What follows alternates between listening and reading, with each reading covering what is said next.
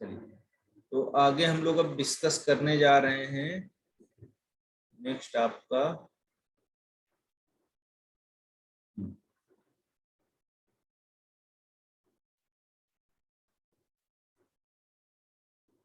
चलिए, तो देखते हैं आगे। अब इसके बाद में बेटा हम लोग जो नेक्स्ट डिस्कस करने जा रहे हैं वो है हमारा आपका ह्यूमन एंडोक्राइन सिस्टम। ठीक है, तो ह्यूमन एंडोक्राइन सिस्टम में हम लोग देखेंगे कहानी क्या है ह्यूमन एंडोक्राइन सिस्टम की, उसी के अकॉर्डिंग फिर आगे बात करते हैं। तो जो है पोस्टीरियर जो पिट्यूटरी है और जो एंटीरियर पिट्यूटरी है, वहां से हम देखेंगे कौन कौन से हार्मोन्स निकल रहे हैं, क्या चीजें हो रही हैं, वो सारी बातें हम लोग डिस्कस करेंगे, है ना। तो स्टार्ट करते हैं हम लोग, जो है देखते हैं यहाँ पर कहानी क्या है। तो देखिए, अभी तक हम लोगों ने हार्मोनल एक्शन की बात किया। अब हम लोग बात करेंगे इसके बाद में कि किस तरीके से जो हार्मोन्स हैं वो जो है कहां से कौन से हार्मोन्स निकलते हैं। देखिए, सबसे पहले अगर आप बात करोगे जो हमारा हाइपोथैलेमस है, जो हाइपोथैलेमस है वहां से हम देखेंगे क्या होता है, कौन से एंडोक्राइन के रिस्पेक्ट में कौन से हार्मोन्स निकलते हैं। तो आप बोलोगे हाइपोथैलेमस से एक तो निकलते हैं रिलीजिंग फैक्टर,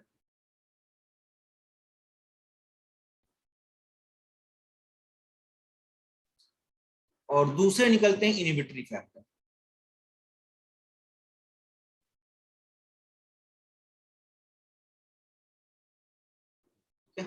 तो इनिबिटरी और रिलीजिंग फैक्टर हैं कौन कौन से, तो बहुत सारे हैं, यहाँ पर हम लोग डिस्कस करेंगे। जैसे रिलीजिंग फैक्टर में आप बोलोगे ग्रोथ हार्मोन, रिलीजिंग हार्मोन या फैक्टर, पहला है।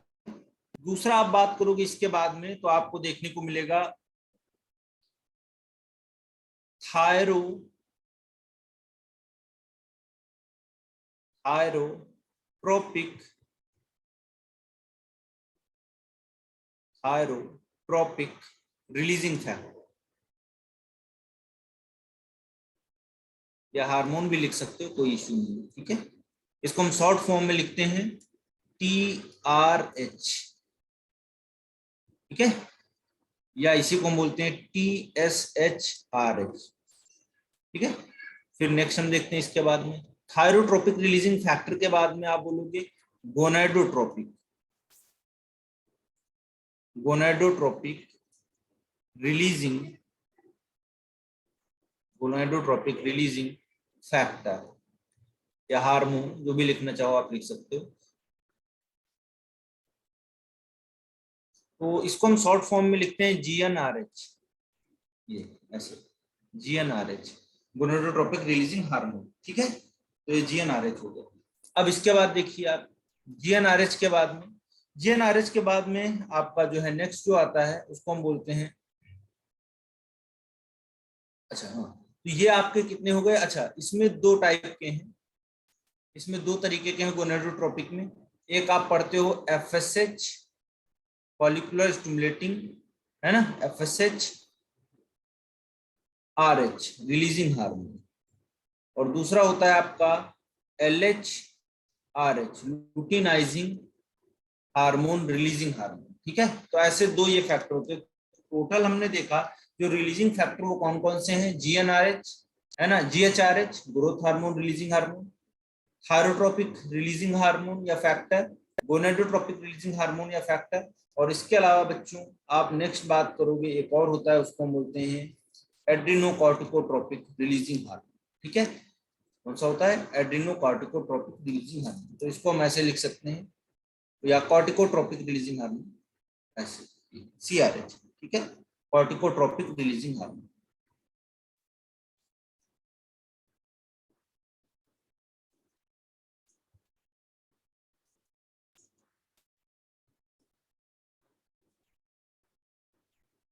ठीक है, तो ये कहानी होगी। अब इनहिबिटरी फैक्टर्स की बात करते हैं।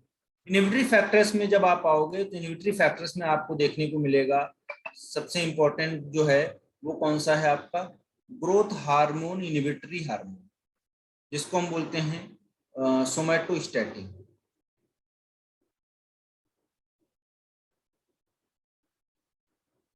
सोमैटोस्टैटिन, ठीक है, ग्रोथ हार्मोन इनहिबिटरी हार्मोन। ठीक है, इसके अलावा यहाँ पर आप बोलोगे एक होता है MSHIH, melanocyte stimulating hormone, inhibitory hormone, ठीक है, या MIH भी बोल देते हैं इसको,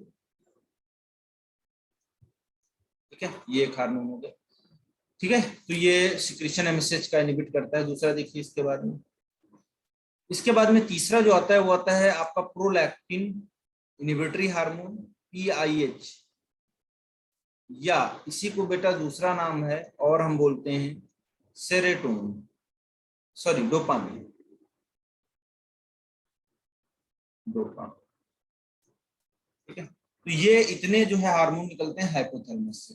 टोटल अगर हाइपोथैलेमिक हार्मोन देखोगे आप तो कितने हो जाएंगे, आप बोलोगे GHRH, एक ये है थायरोट्रोपिक रिलीजिंग हार्मोन, दूसरा ये है गोनाडोट्रोपिक रिलीजिंग फैक्टर या हार्मोन GnRH, ये है।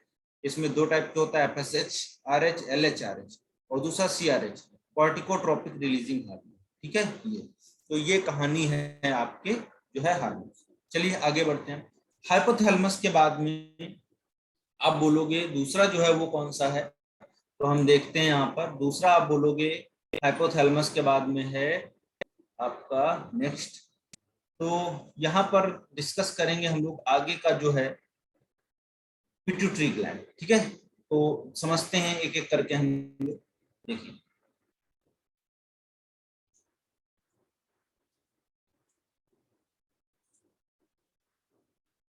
पिट्यूटरी ग्लैंड को एक दूसरे अदर नाम से भी जाना जाता है जिसको हम बोलते हैं मास्टर ग्लैंड।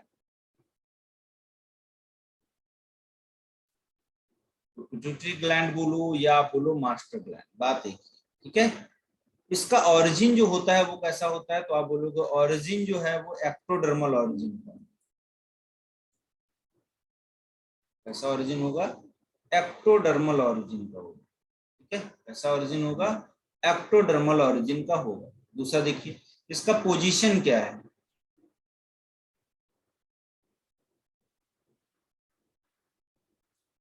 पोजीशन की जब बात करोगे आप तो पोजीशन जो इसका होता है ये लोकेटेड होता है जो है आप बोलोगे एक बोनी कैविटी में, एक बोनी कैविटी होती है जिसको हम बोलते हैं सेला टर्सिका।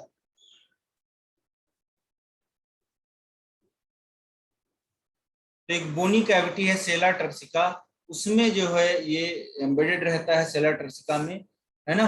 और ये सेला टर्सिका जो होती है वो बनी किससे होती है, तो आप बोलोगे फॉर्म्ड बाई स्फेनॉइड बोन। तो स्फेनॉइड बोन में ही क्या होता है, कैविटी लाइक स्ट्रक्चर बन जाता है जिसको आप बोलोगे सेला टर्सिका, ठीक है। It is form by sphenoid bone, ठीक है। बोनी कैविटी है सेला टर्सिका यहाँ पर नहीं, ठीक है। अब देखिए इसके बाद में ये जो पिट्यूटरी ग्लैंड है ये बेटा आप बोलोगे अटैच रहती है, attached attached with the hypothalamus. तो हाइपोथैलेमस से क्या रहती है, अटैच रहती है by a star called as, क्या बोलते हैं इसको, इनफंडिबुलम,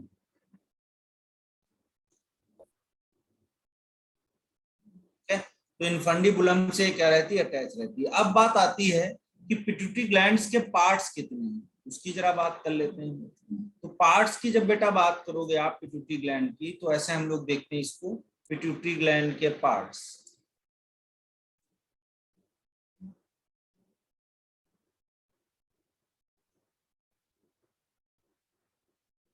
तो देखिए यहाँ पर पिट्यूटरी ग्लैंड है कितने तरीके के, चलिए। तो एक आप बोलोगे इसका पार्ट है एडिनो हाइपोफाइसिस,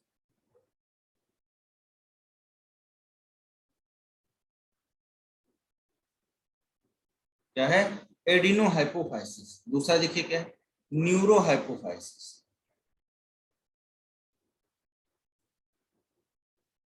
तो दो पार्ट में डिवाइड है, एक है बेटा कौन सी, adeno hypophysis, and second one is the neuro hypophysis. Adeno hypophysis में आप बोलोगे दो पार्ट, कौन कौन से हैं, तो देखिए आप, एक आप बोलोगे पार्स डिस्टेलिस,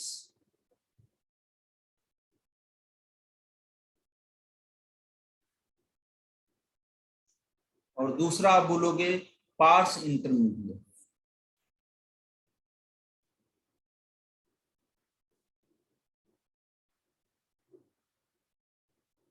ठीक है, तो एक पार्स डिस्टेलिस हो गया और दूसरा पार्स इंटरमीडिया। एडिनोहाइपोफाइसिस के दो part, pars distalis and pars intermedia.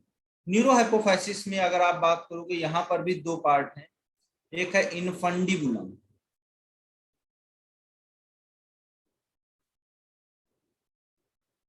है, जिसके सारे पिट्यूटरी ग्लैंड हाइपोथैलेमस से अटैच रहती है, इनफंडिबुलम।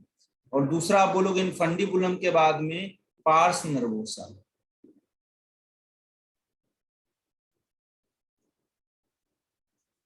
ठीक है, तो पार्स नर्वोसा हो गया और इनफंडिबुलम। क्लियर है, ये कहानी होगी। अब देखिए इसके बाद में पार्स डिस्टेलिस जो है, इसको हम बोलते हैं एंटीरियर पिट्यूटरी। देखो एंटीरियर पिट्यूटरी,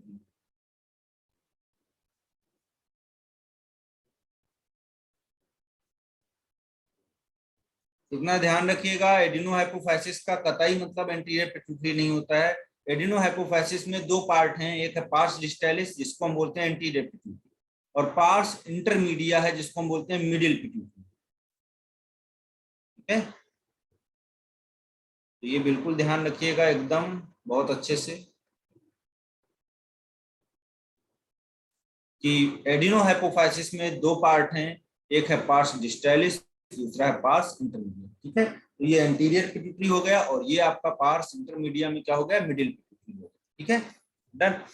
पार्स नर्वोसा को हम क्या बोलते हैं, that is known as posterior pituitary.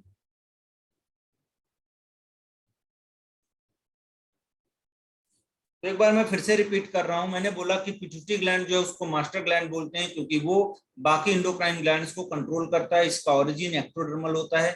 Position इसकी जो होती है, एक ब्रेन के अंदर सेला टर्सिका नाम की कैविटी होती है, उसमें सिचुएटेड होती है, और ये कैविटी बनी हुई होती है स्फेनॉइड बोन की, फॉर्म बाय स्फेनॉइड बोन, और अटैच होती है हाइपोथैलेमस के साथ में जो है pituitary gland by the help of एक स्टाफ होता है जिसको हम क्या बोलते हैं, जो है आपका इनफंडिबुलम, और इनफंडिबुलम के साथ में पिट्यूटरी हाइपोथैलेमस के साथ में जुड़ जाती है। अब बात आती है पिट्यूटरी ग्लैंड के टाइप कितने, मतलब पार्ट्स कितने हैं। तो पिट्यूटरी ग्लैंड दो पार्ट में डिवाइड है, एक एडिनोहाइपोफाइसिस, दूसरा neurohypophysis. Adenohypophysis further divided into two parts. One is the pars distalis, that is normally known as the anterior pituitary, and another is the pars intermedia. Pars intermedia is the middle pituitary, which is basically almost merged with pars distalis in humans. Okay, and it is rudimentary type of structure in humans, but in lower vertebrates it is very dominated. Okay, now next one is the neurohypophysis. Neurohypophysis contain two parts. One is the infundibulum, other is the pars nervosa. And pars nervosa is also known as the posterior pituitary of the body. Okay, got it? So pituitary glands divided into two main parts, adenohypophysis and neurohypophysis. Okay, तो सबका मतलब अलग अलग है। Parse डिस्टालिस अलग है, anterior pituitary अलग है, एडिनोहाइपोफाइसिस अलग है। बहुत लोग क्या करते हैं, एडिनोहाइपोफाइसिस को एंटीरियर पिट्यूटरी बोल देते हैं, जो कि सरासर गलत है, क्योंकि एडिनोहाइपोफाइसिस दो पार्ट में डिवाइड है, एक आपका anterior pituitary and other is the middle. ठीक है, न्यूरोहाइपोफाइसिस ऐसे इनफंडिबुलम जो कि कहां से जुड़ा हुआ है, हाइपोथैलेमस से जुड़ा हुआ है, और उसके नीचे जब आप आओगे पार्स नर्वोसा की बात करोगे तो पार्स नर्वोसा पोस्टीरियर पिट्यूटरी है, जो कि साथ में जो है न्यूरॉन्स के थ्रू क्या करता है, हार्मोन्स को रिलीज करता है। तो इस तरीके से हमने पिट्यूटरी ग्लैंड्स के पार्ट्स के बारे में स्टडी कर लिया। अब इसके बाद में बात आती है कि एडिनोहाइपोफाइसिस के हार्मोन्स कौन कौन से। जो हमारा पार्ट है एडिनोहाइपोफाइसिस, पहला पार्ट जो है एडिनोहाइपोफाइसिस,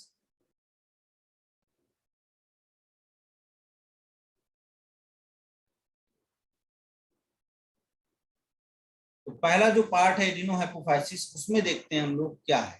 ठीक है, तो एडिनोहाइपोफाइसिस में आप बोलोगे सबसे पहला है growth hormone.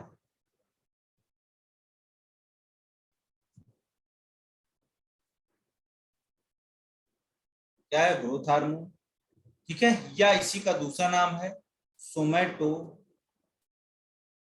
सोमैटोट्रोफिक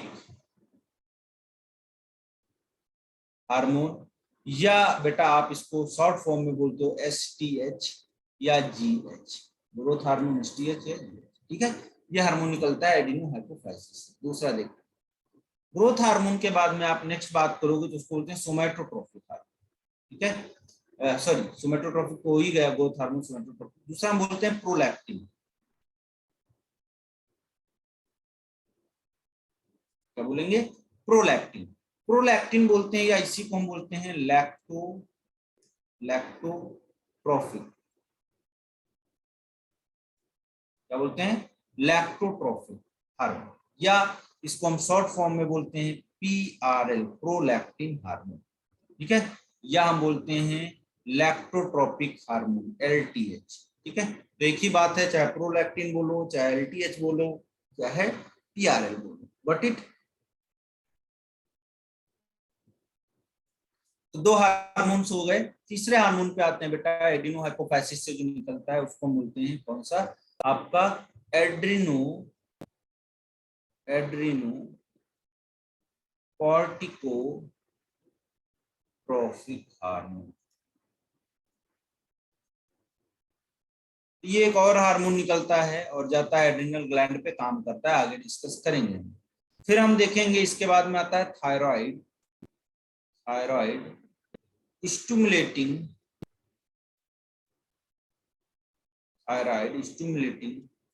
hormone.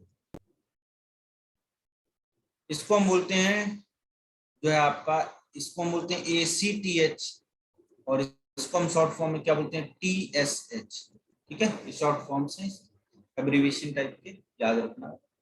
Thyroid stimulating hormone के बाद में दूसरा आता है बेटा follicular stimulating hormone,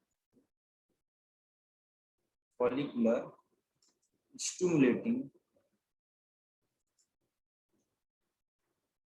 stimulating hormone,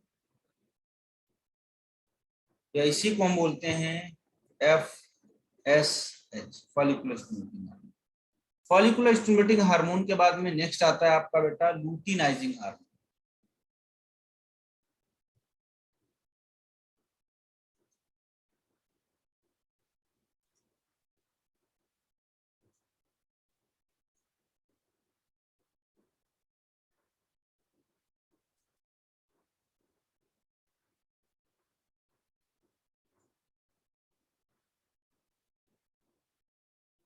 लूटिनाइजिंग hormone, ठीक है, लूटिनाइजिंग हार्मोन को आप बोलोगे LH, लूटिनाइजिंग हार्मोन LH ऐसे। तो इतने ये हार्मोन जो है ये एडिनो हाइपोफाइसिस से निकलते हैं। कहां से निकलते हैं, एडिनो हाइपोफाइसिस के पार्ट था उससे निकलते हैं। और वो कौन सा था पहला पार्ट, वो आप बोल रहे थे, पहला पार्ट जो हमने बताया वो कौन सा है, पार्स डिस्टेलिस,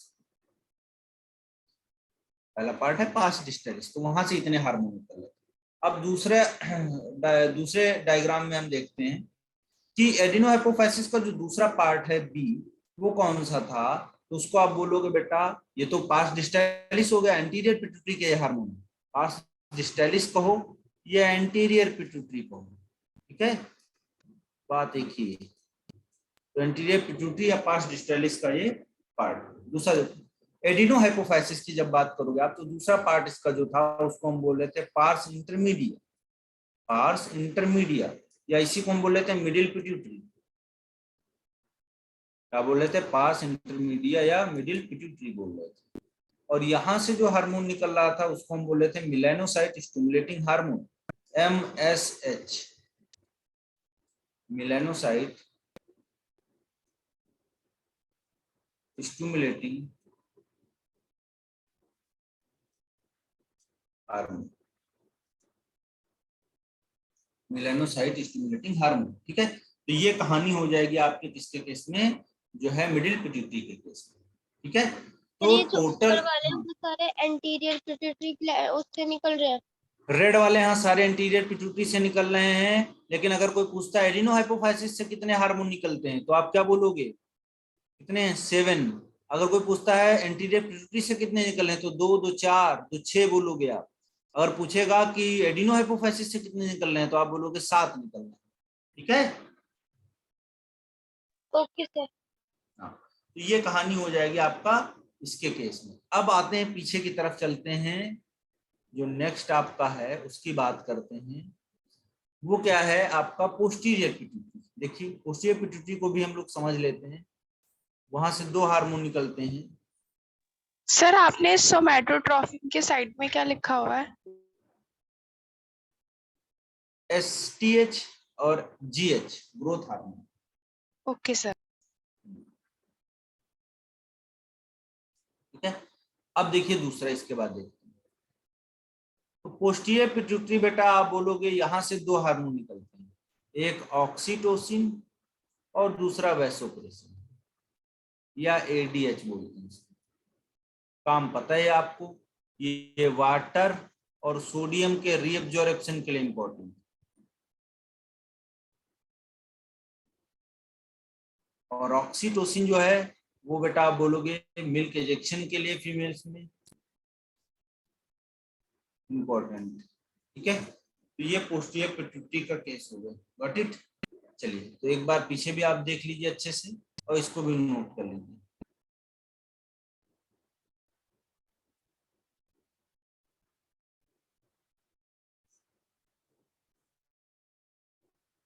सर आगे वाली स्लाइड दिखाना एक बार, सब बेटा आगे वाली स्लाइड।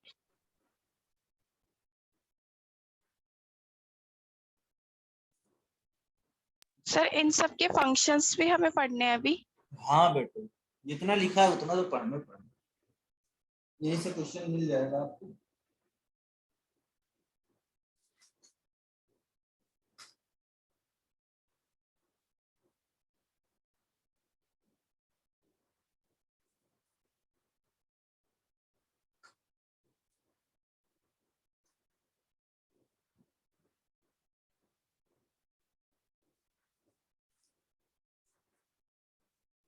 चलें आगे बढ़ें। और सर ये आपने वैसोप्रेसिन के साइड में क्या लिखा हुआ है? वैसोप्रेसिन के साइड में लिखा हुआ ADH एंटी डाययूरेटिक हार्मोन।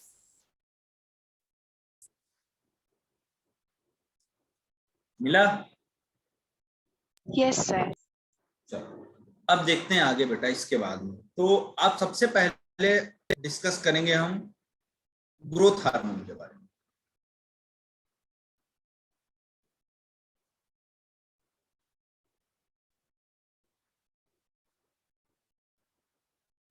देखिए सबसे पहले क्या होगा, हाइपोथैलेमस होगा। हाइपोथैलेमस से आपको पता है क्या निकलता है ग्रोथ हार्मोन को निकालने के लिए? आप बोलोगे निकलेगा ग्रोथ हार्मोन रिलीजिंग हार्मोन। ठीक है, क्या निकलेगा? Growth hormone releasing hormone. ये जाएगा किसके पास? आपको पता है कहां जाएगा? आप बोलोगे एडिनो हाइपोफाइसिस के पास में।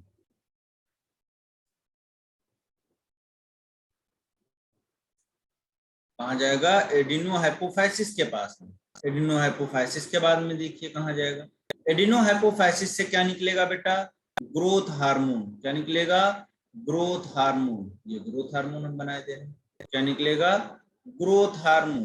अब ग्रोथ हार्मोन निकलेगा एडिनो हाइपोफाइसिस से, और ये कहां जाएगा, कहां काम करेगा? तो ये बेटा काम करता है, स्टिमुलेट करता है ग्रोथ किसकी किसकी?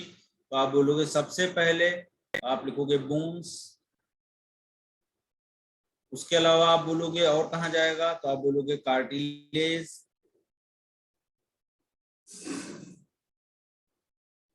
कार्टिलेज तीसरा आप बोलोगे, कार्टिलेज के बाद कहां जाएगा? मसल्स। सर एक बार GHRH की फुल फॉर्म बता दे। हाँ GHRH की फुल फॉर्म। अरे बेटा पीछे लिखा तो मैंने, ग्रोथ हार्मोन रिलीजिंग हार्मोन, ये ग्रोथ हार्मोन है GH से। तो बोन कार्टिलेज मसल्स तीन पे काम करेगा जाके ये, और उसके अलावा सॉफ्ट टिश्यूज पे काम करेगा। इतनी जगह ये काम करता है जो हमारा ग्रोथ हार्मोन। ठीक है, अब देखिए दूसरा काम इसका क्या है, तो आप बोलोगे ये क्या करता है? स्टिमुलेट करा देता है, स्टिमुलेट मेटाबॉलिज्म।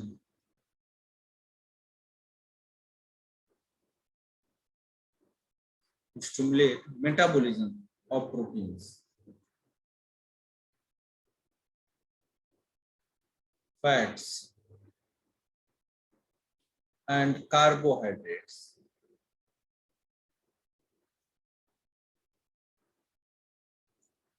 ठीक है, तो आपको यहाँ पर देखने को मिल जाएगा कि ग्रोथ हार्मोन जो है वहां से क्या क्या चीजें जो है कंट्रोल होती हैं। तो आप बोलोगे स्टिमुलेट करता है मेटाबॉलिज्म को, प्रोटीन की, फैट की और कार्बोहाइड्रेट की। ठीक है, क्लियर है? तो इतनी बात ध्यान रखिएगा आप ग्रोथ हार्मोन के केस में। अब देखिए इसके बाद में क्या होगा, जो ग्रोथ हार्मोन है उसका इफेक्ट क्या होता है।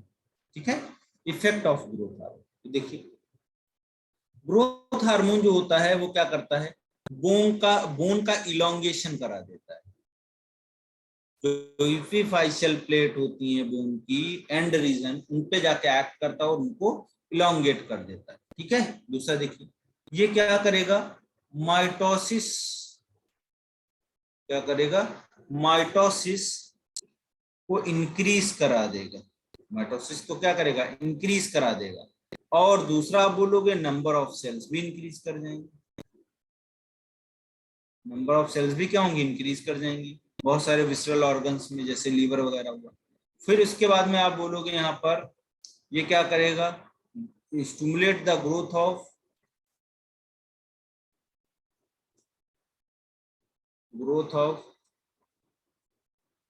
स्टिमुलेट द ग्रोथ ऑफ इसका growth, stimulate the growth of इसका ग्रोथ स्टिमुलेट कराएगा। तो आप बोलोगे muscles and cartilage.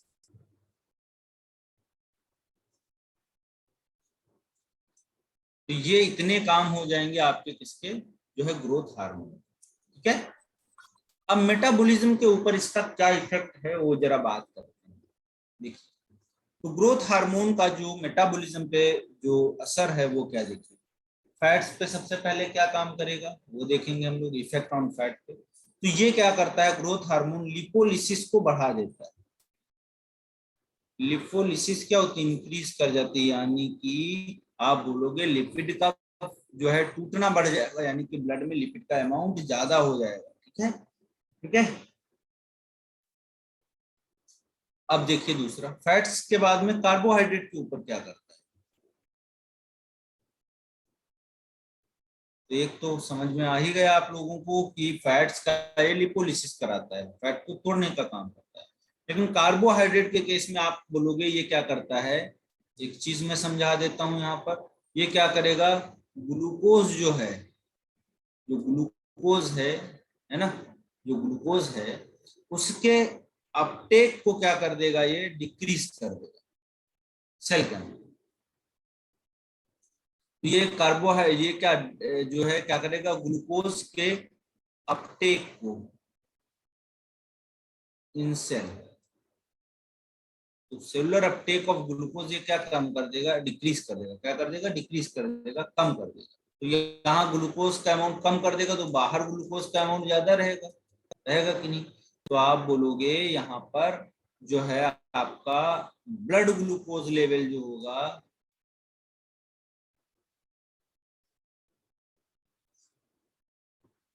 Blood glucose level जो है वो क्या हो जाएगा, इंक्रीज कर जाएगा। क्यों इंक्रीज कर रहा है, क्योंकि वहां पर आप बोलोगे सेलुलर अपटेक ऑफ आयंस जो है, शुगर जो है वो क्या हो रहा है आपका, कम हो रहा है। और सेलुलर अपटेक ऑफ आयंस कम हो रहा है तो ग्लूकोज का, तो यहाँ पर आप बोलोगे ब्लड के अंदर क्या होगा, वहां पर ग्लूकोज का लेवल इंक्रीज कर जाएगा। इसीलिए ग्रोथ हार्मोन को हम डायबिटोजेनिक हार्मोन भी बोलते हैं। क्या बोलते हैं, डायबिटोजेनिक, डायबिटोजेनिक हार्मोन भी बोलते हैं। क्या बोलते हैं, डायबिटोजेनिक हार्मोन भी बोलते हैं। ठीक है, तो ये कहानी हो गई कार्बोहाइड्रेट के मेटाबॉलिज्म में। तो डायबिटोजेनिक हार्मोन कौन सा है आपका, जो है ग्रोथ हार्मोन, डायबिटोजेनिक हार्मोन। उसके बाद में आप बोलोगे प्रोटीन के मेटाबॉलिज्म पे क्या रोल प्ले करता है। तो देखते हैं प्रोटीन के केस में क्या करेगा। तो प्रोटीन के केस में आप बोलोगे ये जो है अमाइनो एसिड का अपटेक जो होगा बाई सेल इंक्रीज कर देगा। क्या करेगा, इंक्रीज कर देगा। अब सेलुलर अपटेक ऑफ जो है प्रोटीन्स जो है इसने अपटेक करना चालू कर दिया, तो इसकी वजह से क्या होगा, जो सेल होंगी लीवर की वो इंक्रीज होंगी, उनका डेवलपमेंट अच्छे से होगा, मसल्स अच्छे से डेवलप होंगी और प्रोटीन का सिंथेसिस भी प्रॉपर्ली हो पाएगा। Got it. ये कहानी हो जाएगी। चलिए लिखिए तब तक आप लोग, मैं थोड़ा 1 मिनट पानी पी लेता हूँ।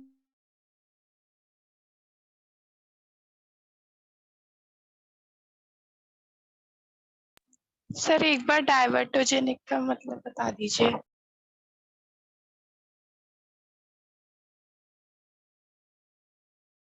ग्रोथ हार्मोन से बोलते हैं ये, डायबिटोजेनिक हार्मोन।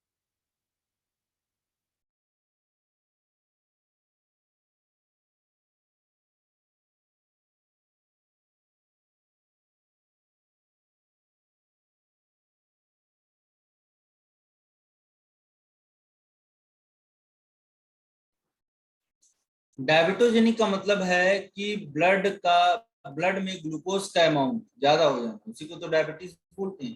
तो अगर ग्लूकोज का अमाउंट ब्लड में ज्यादा हो जाता तो उसको हम बोलते हैं डायबिटोजेनिक, डायबिटीज को कॉज करने वाला।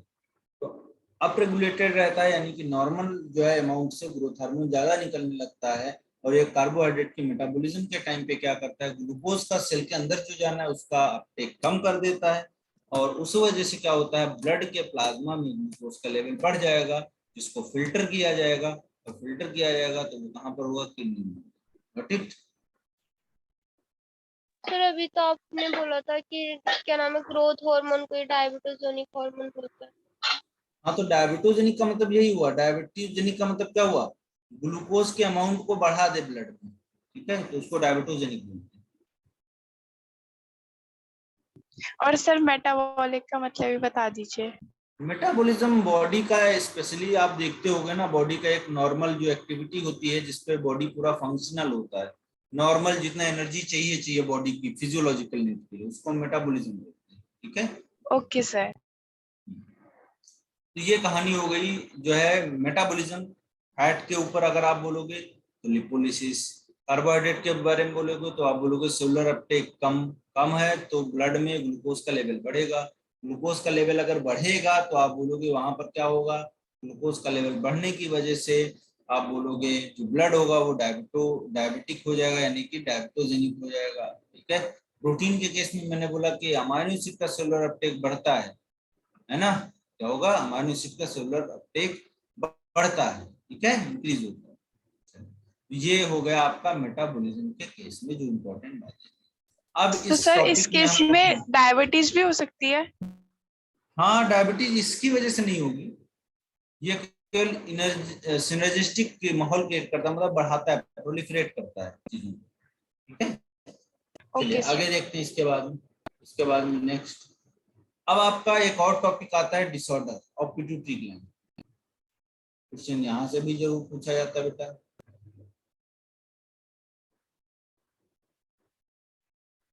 डिसऑर्डर, तो डिसऑर्डर में आप बोलोगे सबसे पहले जो डिसऑर्डर है, एक होता है आपका हाइपोथैलेमिक या हाइपोसिक्रेशन।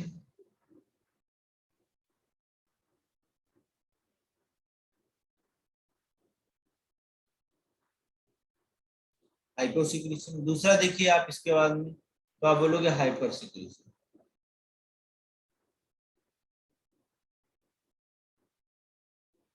हाइपर सिक्रेशन, तो दो, अगर देखिए कम भी निकलता है एंटीरियर पिट्यूटरी से तब भी प्रॉब्लम है, ज्यादा भी निकलता है तब भी प्रॉब्लम, तो दोनों प्रॉब्लम है, लेकिन इसीलिए हम बोलते हैं कि इसको कैसा होना चाहिए, रेगुलेटेड मैनर में होना चाहिए, कंट्रोल्ड मैनर में आना चाहिए, नहीं कि एकदम से आ गया 5 किलो फिर आ ही नहीं रहा 10 दिन, ऐसा नहीं होना चाहिए। कंसिस्टेंटली एक पर्टिकुलर जो अमाउंट है वो रिलीज होता रहना चाहिए। अब हाइपोसिक्रेशन की बात करते हैं। हाइपोसिक्रेशन में हम बोलते हैं एक डिसऑर्डर है यहाँ पर डॉर्फिनिज्म, ठीक है, क्या बोलेंगे, डॉर्फिज्म। तो हाइपोसिक्रेशन में डॉर्फिज्म हो जाएगा। हाइपर सिक्रेशन की जब बात करोगे आप तो यहाँ पर आता है आपका दो चीजें हैं, एक है आपका क्या बोलते हैं एक्रोमिगैली, और दूसरा जेंजाइटिज्म। तो यहाँ पर लिख लेंगे जेंजाइटिज्म एंड एक्रोमिगैली, जेंजाइटम एंड मैक्रोगैली, ठीक है। तो ये दो आपको जो है हाइपर सिक्रेशन में देखिए। अब डॉर्फिनिज्म में देखिए क्या होगा, क्योंकि जो है छोटा जो है साइज का इंडिविजुअल दिखेगा ये, क्योंकि कम सिक्रीशन हो रहा है किसका, ग्रोथ हार्मोन में। तो आप बोलोगे इनकी साइज, बॉडी साइज जो होती है, बॉडी साइज जो होती है वो कैसी होती है, स्मॉलर। ऐसा होता है, स्मॉलर टाइप का होता है, छोटा टाइप का होता है, ठीक है। दूसरा देखिए बॉडी के बाद में इनकी जो ग्रोथ होती है वो स्टंटेड ग्रोथ होती है, छोटे छोटे होते हैं, बौने जिनको हम बोलते हैं, स्टंटेड ग्रोथ होते हैं, ठीक है। और बॉडी की ग्रोथ भी क्या रहती है, पुअर रहती है, पुअर बॉडी ग्रोथ है ना, ठीक है। तो ये कहानी देखने को मिलेगा इसके केस में डॉर्फिज्म। डॉर्फिज्म के बाद में आप बोलोगे दूसरा जो हमारा पार्ट है वो है हाइपर सिक्रीशन। हाइपर सिक्रीशन में आप बोलोगे ज़ेंजाइटिज्म एंड एक्रोमेगाली दो हैं। तो ज़ेंजाइटिज्म और एक्रोमेगाली में डिफरेंस क्या देखिए, तो मैं यहाँ पर बताया दे रहा हूँ आपको, छोटे छोटे डिफरेंसेस हैं। जैसे ज़ेंजाइटिज्म में आप बोलोगे limbs are extraordinary long, तो लिम्स जो होंगे वो क्या होंगे, लॉन्ग होंगे, एबनॉर्मली, ठीक है, थोड़ा बड़े होंगे। उसके बाद आप बोलोगे कि यहाँ पर एक्स्ट्रा ऑर्डिनरी ग्रोथ हाइट में होती है और वो क्या करता है, बॉडी को इम्बैलेंस कर देता है। तीसरा देखिए, नेक्स्ट देखिए, जो आपका ये है क्या बोलते हैं, हाँ, लिम्ब जो होंगे वो लॉन्ग हो जाएंगे, एक्स्ट्राऑर्डिनरी हाइट जो है उसकी ग्रोथ होगी, है ना, बॉडी इम्बैलेंस होने की वजह से। अब एक्रोमेगाली में देखिए क्या है, तो आप बोलोगे एक्रोमेगाली में आप बोलोगे ग्रोथ ऑफ हैंड, हैंड के बाद में ग्रोथ ऑफ हैंड, हैंड के बाद में क्या होगा, फीट, फीट के बाद में क्या होगा, तो आप बोलोगे फेसेस, क्या बोलेंगे, एक्रोमेगाली में ग्रोथ ऑफ, क्या बोलेंगे, आप बोलोगे हैंड, फीट और उसके बाद में फेस, ठीक है। तो यही हो गया ग्रोथ ऑफ हेड और फेस, और दूसरा आप बोलोगे फीट, इनका एक्स्ट्रा ग्रोथ होता है, जिसकी वजह से ये आपको gorilla like, gorilla like appearance इनका दिखेगा, से दिखेगा, गोरिल्ला लाइक अपीयरेंस दिखेगा। तो एक्रोमेगाली में और नॉर्मल जो प्रॉन्स हैं उनमें थोड़ा डिफरेंस होता है, ठीक है। क्या क्या डिफरेंस है वो मैंने बता दिया, ठीक है। तो ये चैप्टर यहीं के साथ में जो है आपका जो पिट्यूटरी वाला था वो वाइंड अप, ठीक है। अब इसके बाद में हम लोग नेक्स्ट जो वो है आपका वो पढ़ेंगे पिट्यूटरी में, सॉरी ग्रोथ हार्मोन के बाद में आपका नेक्स्ट जो हार्मोन है उसको डिस्कस करेंगे। वो कौन सा है, आप बोलोगे प्रोलैक्टिन, दूसरा हार्मोन प्रोलैक्टिन।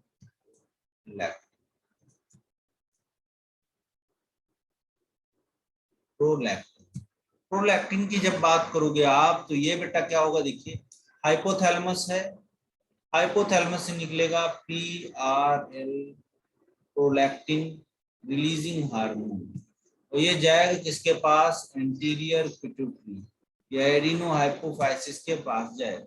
वहां से ये बोलेगा आप क्या निकालिए, PRL निकालिए, और ये PRL बेटा कहाँ जाएगा, तो आप बोलोगे मेमोरी ग्लैंड्स के पास, फीमेल्स में।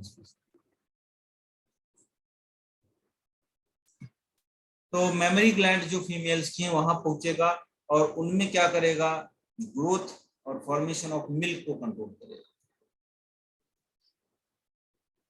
Growth and secretion of growth and secretion of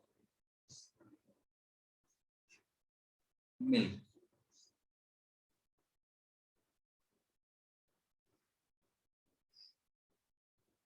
growth and ऐसे लिख लो, growth and formation, growth and formation of milk। तो मिल्क को बनाने में और मेमोरी ग्लैंड की ग्रोथ में, इन दोनों में काम आता है प्रोलैक्टिन। और इसके अलावा आप बोलोगे ये लैक्टेशन के लिए भी रिस्पॉन्सिबल है ना, इसके लिए लैक्टेशन के लिए भी रिस्पॉन्सिबल है, ठीक है। क्योंकि वहां आपने पढ़ा होगा फर्टिलाइजेशन डिफेक्ट्स में प्लेसेंटा रहती है, उसके बाद फर्टिलाइजेशन तो ये क्या है आपका लैक्टेशन, उसके बाद का प्रोसेस है आफ्टर द बर्थ। तो लैक्टेशन के टाइम पर भी ये रहता है। अब इसके बाद में आप बोलोगे हार्मोन ऑफ, इसको हम और क्या बोलते हैं, हार्मोन ऑफ, इसको क्या बोलते हैं, हार्मोन ऑफ इसका, आप बोलोगे मैटरनिटी। जो मातृत्व का गुण है वो कौन लाता है, यही हार्मोन लाता है, ठीक है, प्रोलैक्टिन। अब इसके बाद में हम लोग नेक्स्ट पढ़ेंगे एडिनोकार्टिकोट्रोपिक, एसी, एड्रीनोकार्टिकोट्रोपिक हार्मोन, ये वाला। तो एड्रीनोकार्टिकोट्रोपिक हार्मोन जो होगा वो बेटा देखिए क्या करेगा, तो यहाँ से हाइपोथैलेमस से निकलेगा, हाइपोथैलेमस से ACTH, यार जो भी लिखना लिख लेना, तो ACTH ये कहाँ पहुंचेगा, आप बोलोगे एंटीरियर पिट्यूटरी या एडिनो हाइपोफाइसिस। वहां पर पहुंचने के बाद एक जो है हार्मोन आपका निकलता है, क्या बोलते हैं उसको, सॉरी, हाँ, ये आपका ACTH हो गया, ठीक है।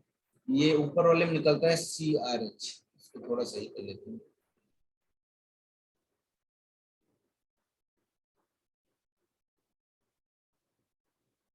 कॉर्टिकोटोपिक रिलीजिंग हार्मोन, ठीक है। अब ये क्या एंटीरियर पिट्यूटरी के पास जाएगा, और एंटीरियर पिट्यूटरी क्या निकलेगा, ACTH, एड्रीनोकार्टिकोट्रोपिक हार्मोन, ठीक है, ये निकाल।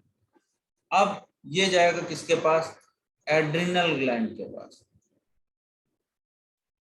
इसके पास जाएगा, एड्रिनल ग्लैंड के पास जाएगा। ग्लैंड का कौन सा पार्ट, कॉर्टेक्स पार्ट, कौन सा पार्ट, कॉर्टेक्स पार्ट। तो ये कॉर्टेक्स से बेटा एड्रिनल ग्लैंड से दो हार्मोन्स निकलते हैं, एक को बोलते हैं मिनरलोकॉर्टिकॉइड्स, दूसरा ग्लूकोकॉर्टिकॉइड्स।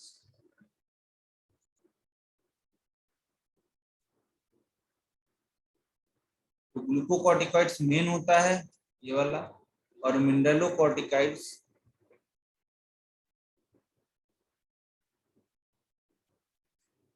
मिनरलोकॉर्टिकॉइड्स जो होता है, ग्लूकोकॉर्टिकॉइड्स, मिनरलोकॉर्टिकॉइड्स, ठीक है। तो ये कहानी देखने को मिलेगा इसके केस में, ठीक है। काम क्या होगा वो हम लोग सब आगे एक एक करके डिस्कस करेंगे। नेक्स्ट इसके बाद में डिस्कस करोगे तो आता है 4 नंबर पे थायराइड स्टिमुलेटिंग हार्मोन। क्या होगा, हाइपोथैलेमस होगा, हाइपोथैलेमस से क्या निकलेगा, तो आप बोलोगे TSHRH, और ये जाएगा एंटीरियर पिट्यूटरी के पास में, और एंटीरियर पिट्यूटरी से क्या निकलेगा, तो आप बोलोगे इंटीरियर पिट्यूटरी से निकलता है आपका जो है TSH, थायराइड स्टिमुलेटिंग हार्मोन, और ये कहाँ जाता है, थायराइड के पास जाता है, कहा जाता है, थायराइड ग्लैंड के पास जाता है, और थायराइड ग्लैंड क्या निकालती है, थायरॉक्सिन, क्या निकालती है, थायरॉक्सिन, या T3 T4 बोलते हैं इसको। ये एक हार्मोन निकल आएगा TSH के केस में। अब इसके बाद में आता है फॉलिकुलर स्टिमुलेटिंग हार्मोन, इसको भी देख लेते हैं हम लोग अगले पेज पे। हमने बोला ये हाइपोथैलेमस है, हाइपोथैलेमस से निकलेगा GnRH, GnRH निकलने के बाद में आप बोलोगे यहाँ पर क्या होगा, तो आप बोलोगे यहाँ पर GnRH में आपका निकलेगा क्या, FSH, सॉरी, ये GnRH काम करेगा जाके किस पे, पिट्यूटरी ग्लैंड पे, एडिनो हाइपोफाइसिस पे, और वहां से निकलेगा क्या आपका, तो आप बोलोगे दो हार्मोन निकलते हैं, FSH एंड LH, ठीक है। तो FSH को बोलते हैं फॉलिकुलर स्टिमुलेटिंग हार्मोन, और LH को बोलते हैं luteinising hormone. Follicular stimulating hormone जाके गोनाड पे काम करता है, गोनाड्स यानी कि मेल एंड फीमेल, इनके दोनों के पास में काम करता है। तो मेल में क्या करेगा, फीमेल में क्या करेगा, ऐसे LH जो है वो देखिए, तो आप बोलोगे मेल एंड फीमेल, ठीक है। तो मेल और फीमेल में इसमें भी क्या करेगा, तो मैंने एक साइन बनाए हैं ये मेल और फीमेल के, याद ध्यान रखिएगा। अब मेल में देखिए क्या होगा और फीमेल में क्या होगा, तो गोनाड जो है FSH जो होगा फॉलिकुलर को स्टिमुलेट करेगा, यानी कि ओवेरियन डेवलपमेंट के लिए क्या कराएगा, ओवेरियन डेवलपमेंट कराएगा, जबकि मेल के अंदर ये क्या कराता है FSH, तो आप बोलोगे मेल के अंदर ये स्पर्मेटोजेनेसिस, क्या कराएगा, स्पर्मेटोजेनेसिस। तो देखिए LH और इसका काम क्या है मेल और फीमेल में। तो LH जो होता है मेल में क्या करवाता है, तो आप बोलोगे मेल के अंदर जो LH का काम है वो बहुत इंपॉर्टेंट है ना, क्या है, टेस्टोस्टेरोन को रिलीज करवाना, मेलनेस के लिए रिस्पॉन्सिबल होता है, जबकि फीमेल्स में यही LH जो है ओवुलेशन में हेल्प करता है, इसमें हेल्प करता है, ओवुलेशन में हेल्प करता है। ओवुलेशन में क्या होता है, सेकेंडरी साइट होती है वो रिलीज हो जाता है, सेकेंडरी साइट है ना, तो उसी को हम बोलते हैं क्या कि वो ओवुलेशन में हेल्प कर रहा है। ठीक है, तो ये कहानी हो जाएगी इसके केस में, ल्यूटिनाइजिंग के केस में एंड्रोजन रिलीज करवाता है, टेस्टोस्टेरोन रिलीज करवाता है, और वहां पर आप बोलोगे क्या करवाता है, ओवुलेशन करवाता है, कार्पस लूटियम बनता है। आगे हम लोग डिस्कस कर लिए हैं इसमें जो है रिप्रोडक्टिव वैल्यू। तो ये कहानी हो गई आपके इसके केस में। अब नेक्स्ट हम बात करेंगे इसके बाद में लूटिनाइजिंग हार्मोन। हाँ बता ही दिया मैंने, लूटिनाइजिंग हार्मोन कि टेस्टोस्टेरोन मेल में रिलीज करता है, फीमेल में ओवुलेशन कराता है। ठीक है, तो ये कहानी कंप्लीट हो गई। अब इसके बाद में हम बात करते हैं मिडिल पिट्यूटरी।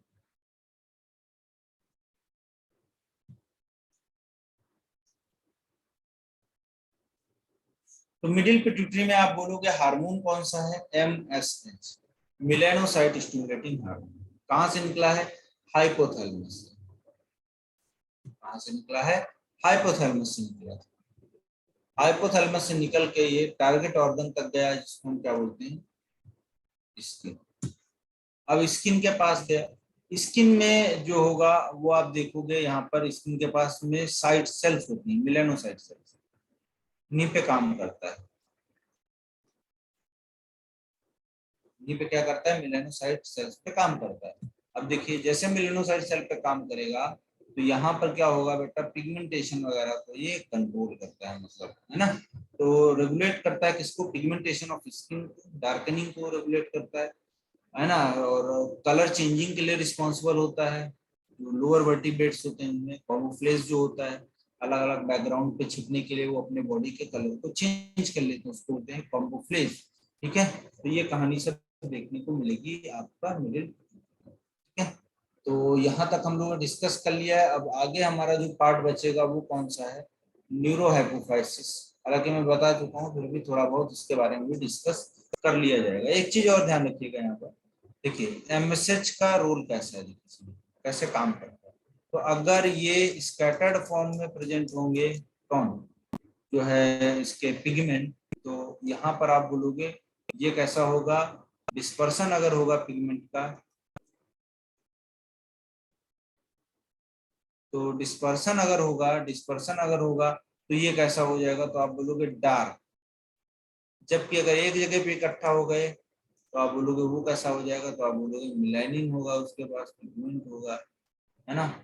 तो यहाँ पर आप बोलोगे क्या करेगा, ये फेयर कॉम्प्लेक्शन को शो करेगा, शो करेगा, फेयर कॉम्प्लेक्शन को शो करेगा। मतलब ये हुआ कि MSH अगर निकल रहा है हाइपोथैलेमस से, तो मेलानोसाइट सेल्स के पास में जाएगा और उनसे बोलेगा कि आप क्या करिए, जो आपका मेलानोसाइट जो आपका हार्मोन है ना, तो ये आपका MSH हाइपोथैलेमस से MSH RH निकलेगा ना। ठीक है, तो ये MSH या इंटरमीडिएट हार्मोन बोलते हैं इसको, ये निकलेगा और मेलानोसाइट सेल्स पे काम करेगा। ठीक है, तो ये कहानी आप ध्यान रखिए। ठीक है, समझ में आ गया सभी को, क्लियर है।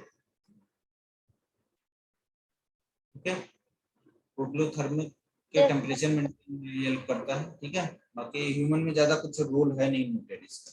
तो आज तक यहीं तक पढ़ लिया हमने। अगली क्लास में हम लोग पिट्यूटरी भी थोड़ा बहुत देख लेंगे, जो इम्पोर्टेंट बात है। उसके बाद थायराइड वगैरह पढ़ के चीजों को खत्म करेंगे। Okay, bye bye, take care. Sir हाँ बेटा, सर इस पे डिस्पर्जन और डार्क लिखा है, और सर इसमें क्या लिखा हुआ है, ये पिगमेंट है, पिगमेंट। तो पिगमेंट में क्या मैंने बोला कि डिस्पर्सन होगा तो ये डार्क बन जाएगा, मतलब हमारे स्किन का अगर कलर गोरा है, बहुत फेयर है, तो इसका मतलब पिगमेंट जो है वो एक ही जगह पे है, तो फेयर होंगे। ठीक है, अगर डिस्पर्स होगा तो पूरी बॉडी में फैल जाएगा, तो ब्लैक दिखने लगेगा। Okay sir. चलिए, तो आज के लिए यहीं तक रखते हैं, मिलते हैं नेक्स्ट क्लास में। Bye bye, thank you. Okay sir, thank you sir.